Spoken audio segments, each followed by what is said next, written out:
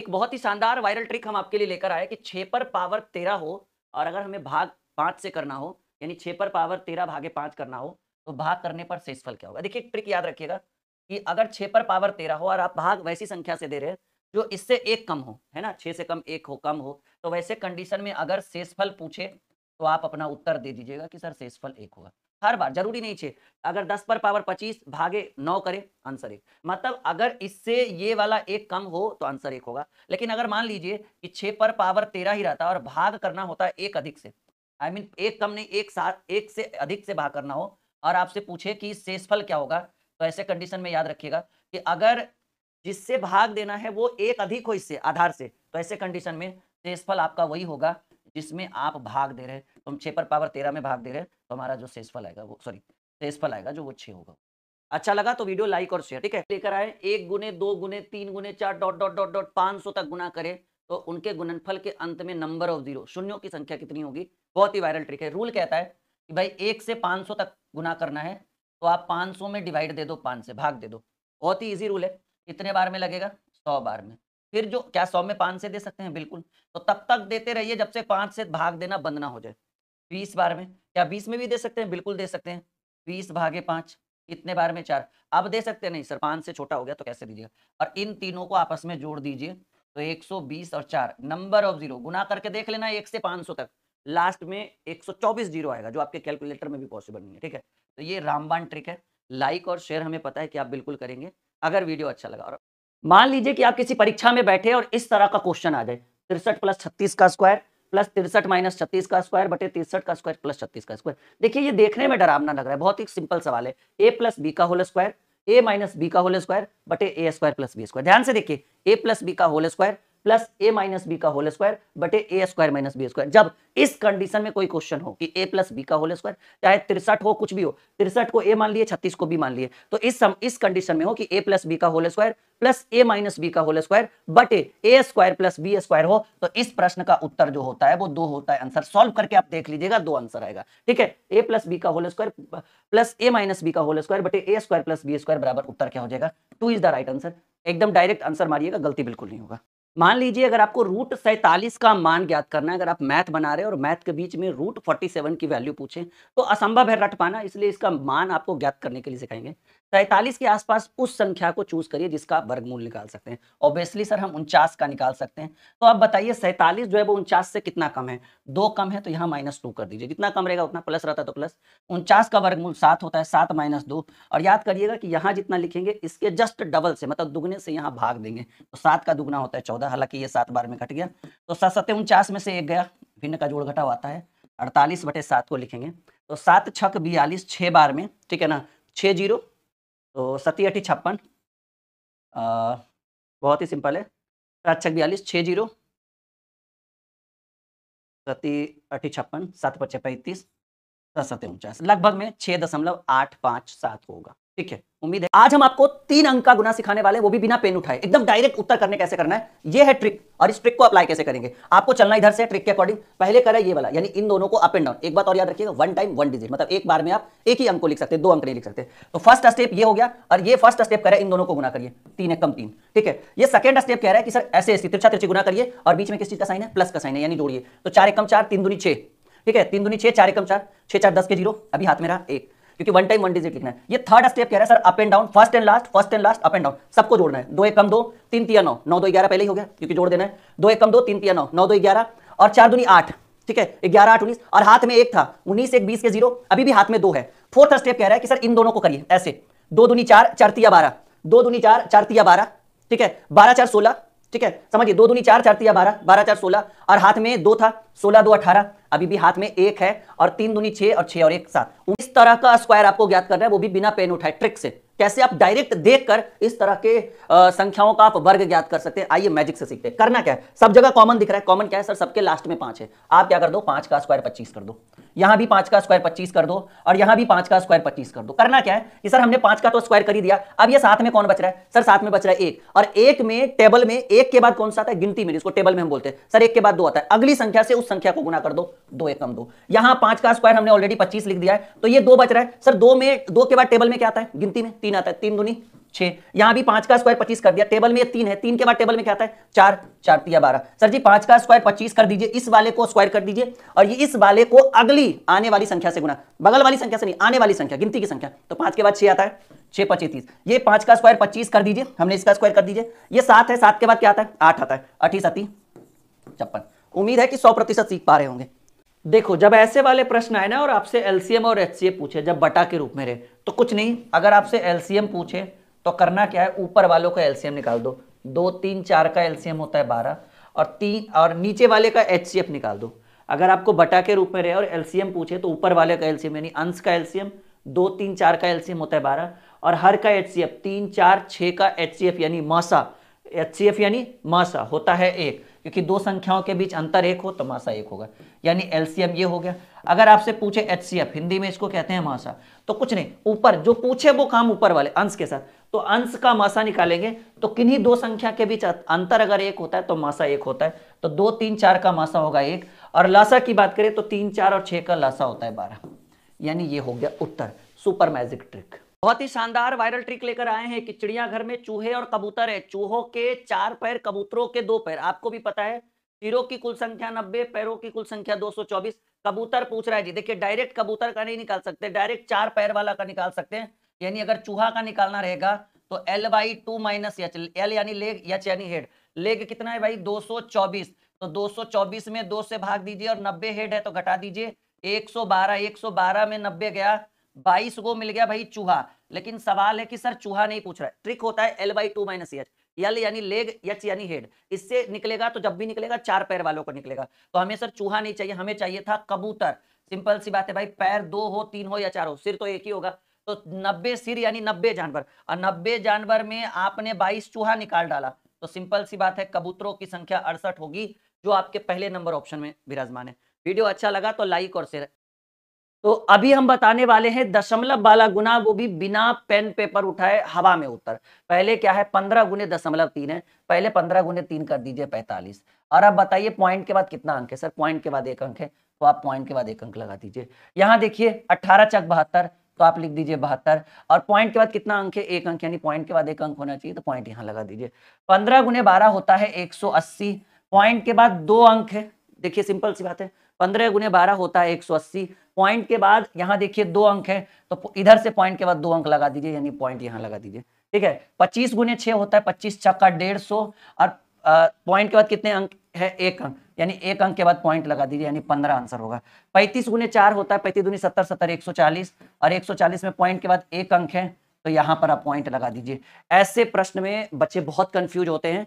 अगर अच्छा लगा हो तो लाइक और शेयर बिल्कुल करिएगा। मान लीजिए कि इस तरह का एक प्रश्न हो 81 गुने 82 गुने 83 84 85 86 बीच में 87 88 89 सब है, ठीक है, और इसका आपको पूछे यूनिट डिजिट, हिंदी में इसको कहते हैं इकाई अंक, तो करना क्या है, देखिए 81 82 83 बीच में 84 और 85 भी तो होगा, तो यूनिट डिजिट इकाई अंक का एक रूल है कि अगर किसी संख्या के अंत में 5 आ जाए और साथ ही साथ कोई भी एक सम संख्या आ जाए, जैसा कि आप देख पा रहे हैं, ठीक है, तो उस संख्या का यूनिट डिजिट जो होता है वो 0 होता है। बहुत ही सिंपल मेथड, क्या हमने बताया, जैसे 81 गुने 82 गुने 83 84, तो बीच में 84 85 86 87 88 होगा, यानी बीच में 85 आएगा, तो 85 के अंत में क्या आया 5 आया, 5 के साथ साथ कोई भी 4 हो 2 हो कोई भी एक सम संख्या आ जाए, तो 5 गुने 2, एक बार अंत में 0 आ जाए तो उसको आप चाहे अभाज्य संख्या से भी गुना करिएगा ना, तो अंत में 0 आएगा, और अंत में यूनिट डिजिट मतलब इकाई अंक ही होता है, यानी सम संख्या और 5 आपस में गुना हो तो यूनिट डिजिट 0 होता है। उम्मीद है अगर अच्छा लगा तो लाइक और शेयर जरूर करेंगे वीडियो। किसी परीक्षा में बैठे और इस तरह का क्वेश्चन आ जाए डायरेक्ट, कैसे करेंगे सॉल्यूशन, √12 प्लस √12 प्लस √12 और डॉट डॉट डॉट इनफाइनाइट तक,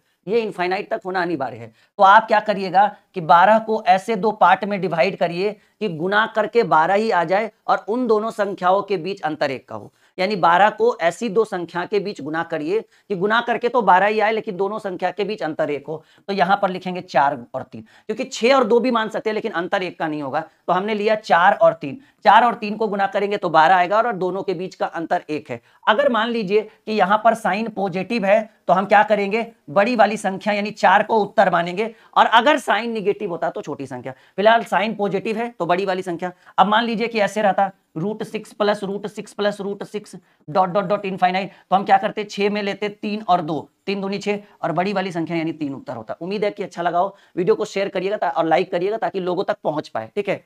तो आज एक बहुत ही शानदार ट्रिक बताने वाले हैं। मान लीजिए कि इस टाइप के प्रश्न एग्जाम में रहे या कहीं भी क्वेश्चन पेपर में आ जाए और इसकी वैल्यू चाहिए कि सर क्या वैल्यू होगा। तो याद रखिएगा कि कोई भी संख्या अगर रूट में हो तो यहां पर 2 जो होता है वो छिपा होता है, और अगर इसकी वैल्यू चाहिए जैसे √2 की वैल्यू चाहिए तो √2 की वैल्यू निकालने के लिए 2 टू दी पावर 1/2। 2 कहां से लाए सर, 2 यहां पे छिपा हुआ रहता है। मान लीजिए इसकी वैल्यू चाहिए तो 4 पर पावर 1/3। ये 3 कहां से आया, ये जब रूट हटता है ना तो इसके ऊपर पावर 1 जितना रहेगा उतना हो जाएगा। जैसे आपको ये दिख रहा है, ठीक है, 5 रूट में और आगे 4 लगाओ, जैसे इसको हम लोग घनमूल कहते हैं, लेकिन अगर इस तरह से रहे तो इसकी वैल्यू निकालनी हो तो ये रूट हटकर यहाँ पर टू दी पावर 1/4 होगा, यानी 5 टू दी पावर 1/4। अगर ये है तो 7 टू दी पावर, ये 5 हटेगा तो क्या हो जाएगा 1/5। ये बहुत ही मैजिकल कॉन्सेप्ट है और सभी कॉम्पिटेटिव एग्जाम के लिए अनिवार्य है। अगर अच्छा लगे तो लाइक जरूर करिएगा और शेयर करिएगा ताकि लोगों तक ये वीडियो पहुंच पाए। ओके प्यारे साथियों, वैसी संख्या का स्क्वायर बताने वाले हैं ट्रिक से जिसके अंत में 5 हो। 2 सेकंड में कैसे उत्तर करेंगे। सब में कॉमन देखिए अंत में 5 है तो पहले 5 का स्क्वायर लिखिए 25, और अब आपको बचा 2, तो 2 के बाद टेबल में क्या आता है, टेबल में पहाड़े में सर 3 आता है तो उसको गुना कर दीजिए, 2 3 6, 625। 5 का स्क्वायर 25, अब बचा 3, 3 के बाद टेबल में क्या आता है सर 4 आता है, 4 और 3 को गुना कर दीजिए 12। 5 का स्क्वायर 25, अब बचा 4, 4 के बाद टेबल में क्या आता है सर 5 आता है, 4 5 20। 5 का स्क्वायर 25, 7 बचा है, 7 के बाद टेबल में आता है 8, 7 8 56। बहुत ही सिंपल, 5 का स्क्वायर 25 और 8 के बाद टेबल में आता है 9, 9 8 72। 5 का स्क्वायर 25 और 9 के बाद टेबल में आता है 10, तो 10 9 90। अच्छा लगा हो तो वीडियो लाइक शेयर जरूर करिएगा ताकि ये ट्रिक लोगों तक पहुंच पाए। ओके, यदि इस तरह का प्रश्न रेशियो में पूछे कि ए अनुपात बी का मान दिया रहे, बी अनुपात सी रहे, सी अनुपात डी रहे, और आपसे सिर्फ पूछे कि ए अनुपात डी का मान क्या होगा, तो एक बहुत ही रामबाण ट्रिक ये होता है कि अगर हम इन तीनों को आपस में गुना कर देंगे तो ए का वैल्यू निकलेगा 4 तिया 12 तिया 36, और अगर हम इन तीनों को गुना कर देंगे तो डी का वैल्यू निकलेगा 5 चक 20 और 20 चक 80। ठीक है, बहुत ही आसान। ए का इसलिए निकला क्योंकि ए से प्रश्न की शुरुआत हुई, डी का इसलिए निकला क्योंकि डी से प्रश्न का अंत हुआ। चाहे तो काट सकते हैं, 9 चक 36, 20 चक 80। ठीक है, यानी फाइनली आंसर जो आपको मिला वो 9 अनुपात 20 मिला। उम्मीद है कि बिल्कुल समझ में आया होगा। एक बहुत ही शानदार प्रश्न पूछा गया है, 3 के पहले 5 गुणजों का औसत। इस तरह का कोई भी प्रश्न है, एक बहुत ही शानदार ट्रिक लगाएंगे कि के प्रथम n गुणजों का औसत बराबर फॉर्मूला होता है k इंटू n प्लस 1/2। ये फॉर्मूला लगाइए, चाहे वो 3 का 5 गुना जो, 5 का 8 गुना जो, कुछ भी। तो किसका गुणज कर रहा है, 3 का गुणज कर रहा है तो k के जगह पर 3 देंगे, इंटू कितना गुणज कर रहा है, 5 गुणज कर रहा है तो 5 प्लस 1 बटे 2, यानी 3 गुने 5 और 1 6 बटे 2, तो ये 3 बार में काटेंगे, यानी इसका जो औसत आएगा वो कितना आएगा, 9 आएगा आपका सही उत्तर। के प्रथम n गुणजों का औसत बराबर फॉर्मूला होता है k इंटू एन प्लस 1/2। यही ट्रिक लगाइए और आंसर पाइए। बहुत ही शानदार वायरल प्रश्न की प्रथम n प्राकृत संख्या के वर्गों का औसत। यहाँ 11 तक है, 1 का स्क्वायर, 2 का स्क्वायर, 3 का स्क्वायर, 4 का स्क्वायर, डॉट डॉट डॉट 11 तक, यानी प्रथम 11 प्राकृत संख्या के वर्गों का औसत बराबर, अगर ऐसा प्रश्न एग्जाम में आ जाए और आपसे औसत पूछे 1 से 11 तक, 1 से 20 तक, 50 तक, तो औसत बराबर n plus 1 into 2n plus 1/6। Formula कैसे रहेगा, प्रश्न कैसे रहेगा, प्रथम 50 प्राकृत संख्या के वर्गों का औसत। फिलहाल 1 से 11 तक गए तो इसमें प्रश्न ऐसे पूछेगा, प्रथम 11 प्राकृत संख्या के वर्गों का औसत, n plus 1 into 2n plus 1/6। 11 तक गए, बीच बीच में है 5 6 7 8 9 10 सब है। ठीक है, तो 11 की वैल्यू है 11 प्लस 1 इंटू 2 गुने 11 प्लस 1 बटे 6।